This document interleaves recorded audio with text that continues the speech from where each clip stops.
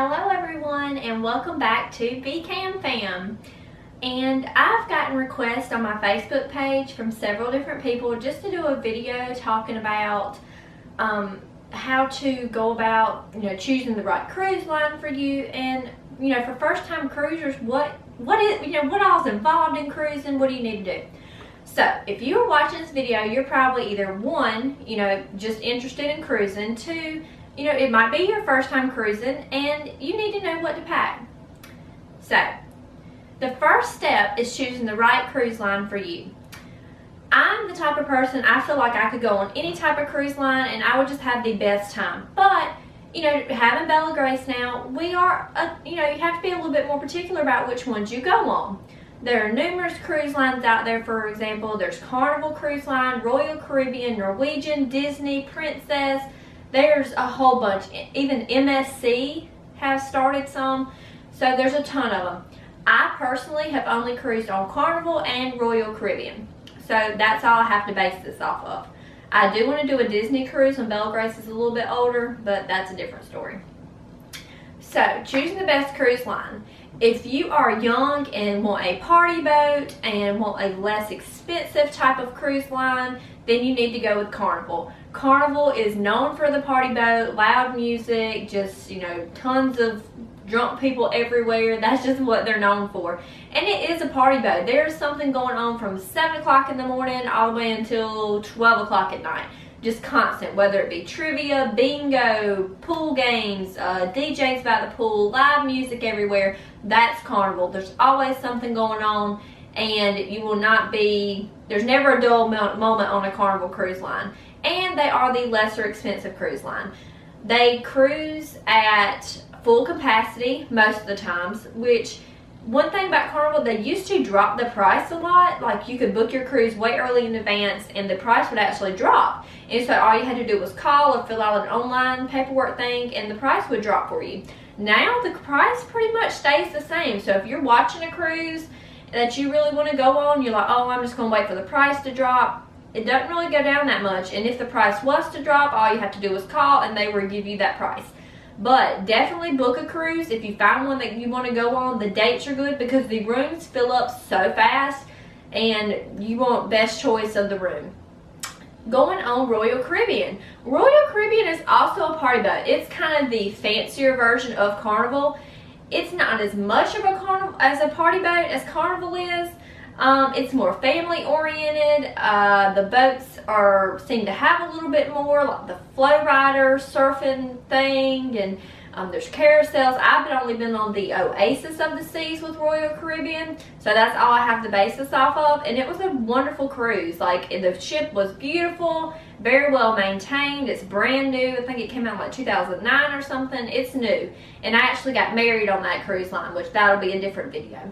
But Royal Caribbean is a little bit more expensive than Carnival, so depending on the cruise, like you can go on a 4-day, but my thing is, if I'm packing up, driving somewhere, I'm going for at least, I've been on 5-day cruises, but I want to be going a week. That's what a normal vacation is. You go to the beach, you don't go for 3 days or 4 days, you go for a week. So definitely pick a week-long cruise if that's going to be your family vacation. 5 days is just not enough. In 5 days, you're just learning where everything is on the cruise, so you need 7 days. But Royal Caribbean, this shows on Royal Caribbean, the entertainment is superb.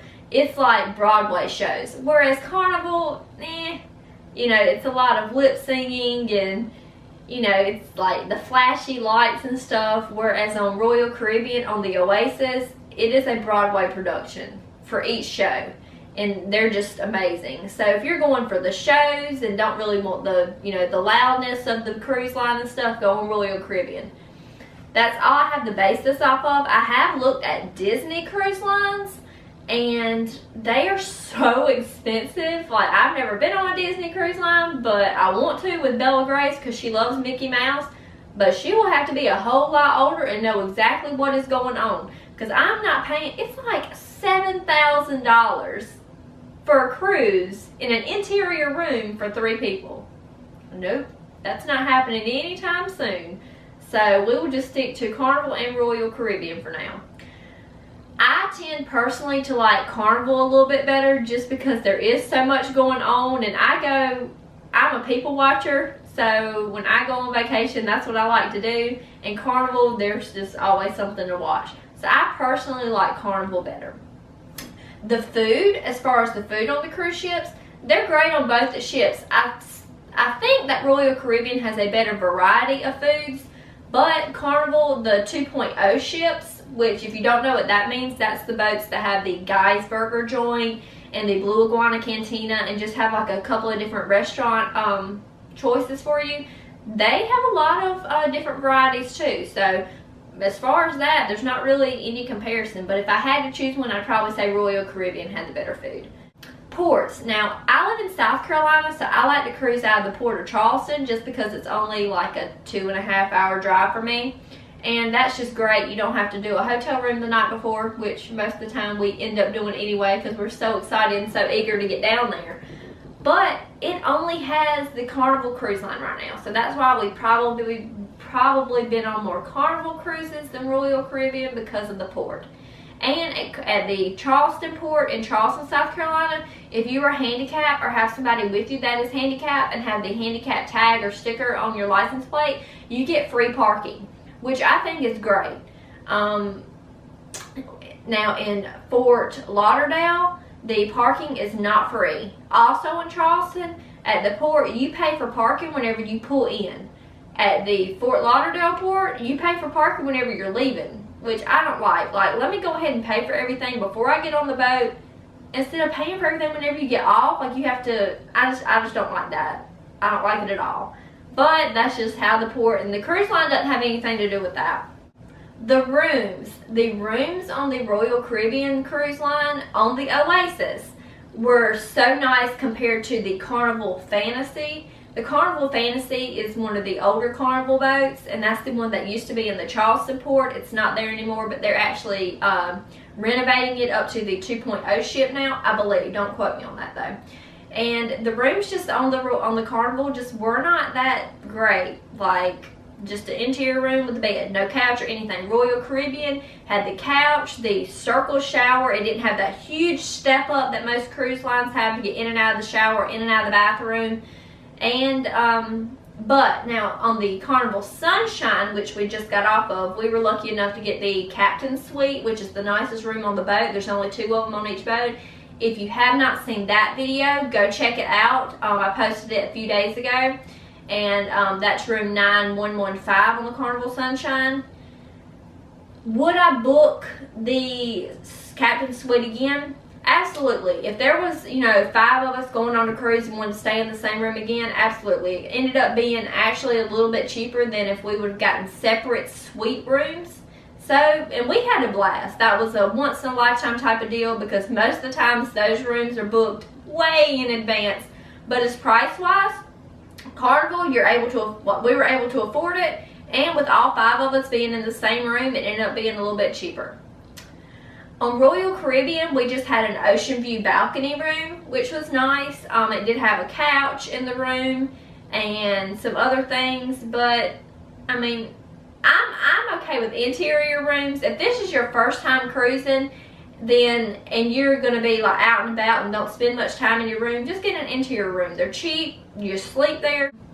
If you're the type of person that's like, oh, I want to eat breakfast in my room via room service and have it brought to me every morning and eat and watch the ocean go by on my balcony, then you need a balcony room or either an ocean view room where you can just pull the curtains back and see the ocean. I hope this was helpful for you. I'm sorry I hadn't been on more cruise lines, just Carnival and Royal Caribbean to compare them to, but we definitely look on going more cruises in the future. Cruising, I've heard so many people say, I don't know if I could just be on a boat in the middle of the ocean for that many days, and I don't think I would like that. You're not going to know if you like it or not until you try it. It's not for everyone, but just give it a shot. Like, you only live once, and cruising is definitely not for everyone, but I love it, and you get to go to so many different places that you would never be able just to fly to within a week. Like, you can go to so many different ports. They're adding new ports all the time, and it's fabulous.